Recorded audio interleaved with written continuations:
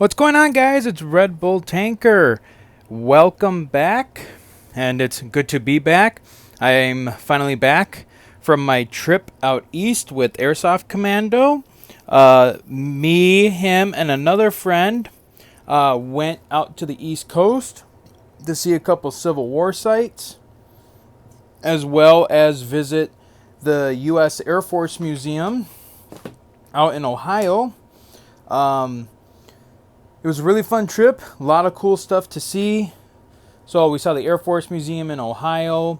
And then we went and saw Harper's Ferry in West Virginia, where the famous John Brown tried to incite a slave rebellion just before the American Civil War. And then Harper's Ferry also saw a little bit of action during the Civil War, just before the Battle of Antietam, where the U.S. surrendered I think it was like 13,000 soldiers or something like that to the Confederacy.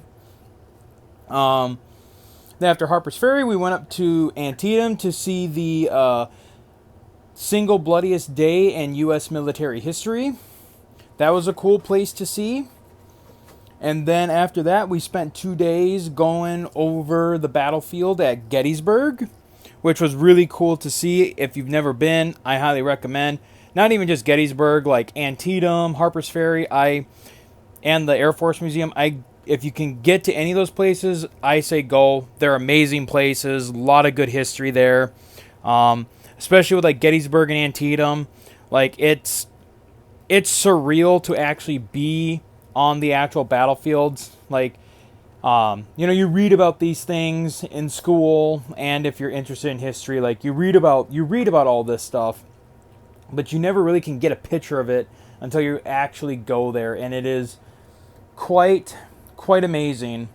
Especially going around, especially for us being from Minnesota, especially at Gettysburg, we went to find the 2 monuments erected for the 1st Minnesota Volunteer Infantry Regiment that fought at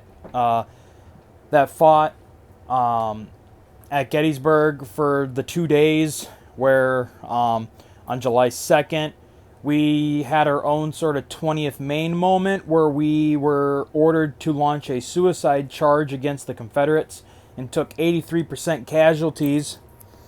And then on the day of Pickett's charge, like the 20th Maine, we were also moved to the center of the Union line, and then we had to face the onslaught of Pickett's charge, where at the end of Pickett's charge, our state ended up acquiring one of the Virginia battle flags, which now sits in our state capitol and has been since the end of the Civil War. And despite Virginia's attempts to get the flag back, we have politely declined to give it back because, as one of our governors has stated in the past, it's now our history.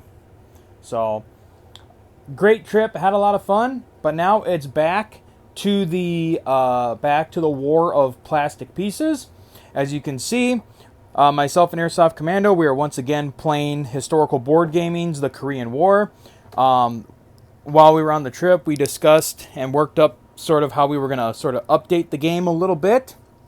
So for this introduction video, we're gonna go over that. All right, so starting off. I broke the game down from 12 turns into 18. So there are now 18 turns in the game. The overall objective is still by the end of the 18th turn, whoever owns the most Korean territory wins the game. The Chinese territory and that Soviet territory up there do not count. So that is the objective. We switched around a little bit of the turns. The order of play is the same. The turn sequence. Collect income has been moved back to the last turn, to the last phase of your turn. But everything else pretty much plays the same. As far as units, one thing we did reinstate was the idea of mechs and tanks going 2 spaces. They get to move 2 spaces. If you remember from my first video, I talked about possibly still making it like they could only move 1 in some of the mountainous territories. But just to keep everything simple, we're just going back to tanks and mech can move 2 spaces altogether. Some added units. So the US and NATO, or I keep saying NATO, the UN. So the US and the UN can get jet fighters. So the US will have the F-86 Sabres. The UN will have British Gloucester Meteor jets. And then on turn 3, though the Chinese and the North Koreans cannot build jets, on turn 3, the North Koreans will be gifted some MiGs from the Soviet Union that they will get to use for the game, and then they just have to play those sparingly. Let's see, what else did we add? We did add transport aircraft, so like C-47s and stuff like that. So like this one, I have I believe it's a C-56. That's one transport aircraft that I have. For transport aircraft, they can carry either 2 infantry or 5 supplies. And say like you had a transport aircraft with 2 infantry here in Busan, you could move them to any Allied territory, even if it's Allied territory in the north. They can do the same with 5 supply, pick up 5 supply here and come and airdrop it up over there. Or they can take 1 infantry and 3 supply and go drop it off anywhere on the map. So that's added air units. Sea units, we did add in cruisers, though no cruisers are starting out on the board, which is fine. Shore bombardment for this game is going to be the same as it was in the last game. So battleships, their shore bombardment hits on a 3. Cruisers will hit on a 2, and destroyers will hit on a 1 for their shore bombardments. Let's see here. Next. Other changes that we made. Oh, the supply tokens. So for now on, for supply tokens, you only need supply tokens to attack. You don't need them for non-combats as long as you are in a territory. You don't need to use tokens if you are in a continuous territory. So like as long as it's connected to other territories that you own that can be traced back to Seoul or Busan, you can non-combat without supplies. However, you must always attack with supplies. One thing that I had put in my updated notes, but I don't know if we're actually going to do. So, and I say it in the rule book. So, like, say North Korea takes Seoul and they captured the Allied supply base here. Say they also capture like 3 supplies, and then say on the next turn the North Koreans want to attack Osan or Wonju. They would have to spend 2 supply tokens to support both attacks. So spend 1 supply token to support the attack on Osan, and then use another supply token to support the attack on Wonju. I'm not sure if we're actually going to play with that rule, but that is a rule that I had put in. Next in the rule book, let's see here. Again, all the factories have a max damage of 10 IPC that will have to be undone. Although they'll have to be paid out for damage. Like we were talking about too, the Allies cannot conduct any amphibious assaults on the last turn of the game. So the Allies will not be able to launch any amphibious assaults on turn 18. Next, we did add another rule to how China can get into the game. Well, we actually added 2 more rules. We actually added a couple rules to China. So first off, we're no longer going to be doing the every other turn for China. Instead, China will start out with 10 IPC, and they can make purchases every turn. And then once they go to war, they will get boosted back to the 35 IPC to start. How China can come into the war. There are now 4 ways they can come into the war. 1, the Allies take Pyongyang. 2, the Allies discover any pockets of the 15 hidden Chinese infantry in the northern parts of northern Korea. Or say like there are some hidden Chinese infantry here in Chosin, and the Allies control Hungnam. China can elect to attack Hungnam and bring themselves into the war.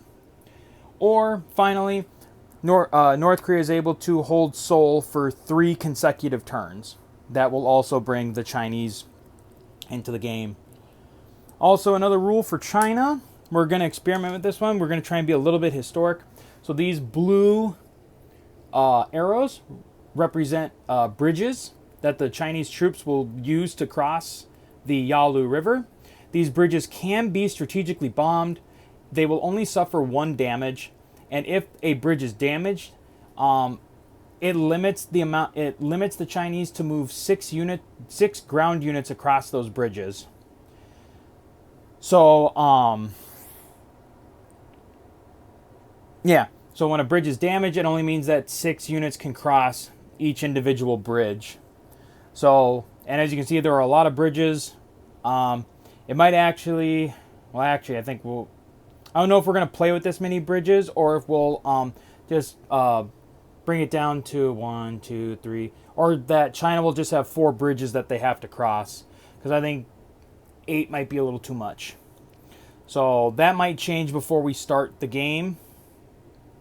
And then 2, another thing about China, China's going to be a lot kind of like China's going to have the same rule as, like, say, Burma at the beginning of Axis and Allies 1940, where North Korea, like, Allied forces cannot enter into China and attack the factories or attack any, like, North Korean units that are inside China.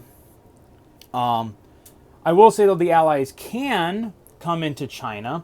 However, if they do, the Soviet Union, while they will not become an active participant, they will send a 15 IPC booster to the Chinese every turn. So China will always have, well, basically, China will get 15 extra IPC for the rest of the game. And then finally, we are going to get rid of that supply tracker that brings reinforcements to Korea. What we're going to do instead is that for the US, the UN, and any mechanized pieces that the South Koreans want to buy, they will purchase. They'll be placed on this bill pad, and then they'll sit here for a turn before they get deployed. So units bought on turn 1 will not deploy until the end of turn 2. I believe that is it. That is all the updates. Yep, went over bridges, went over how the Allies can't go into China. Yes. All right, I believe I have done everything. All right, so just like last time, Airsoft Commando is going to play the North Koreans and the Chinese. I'm going to play the Allies.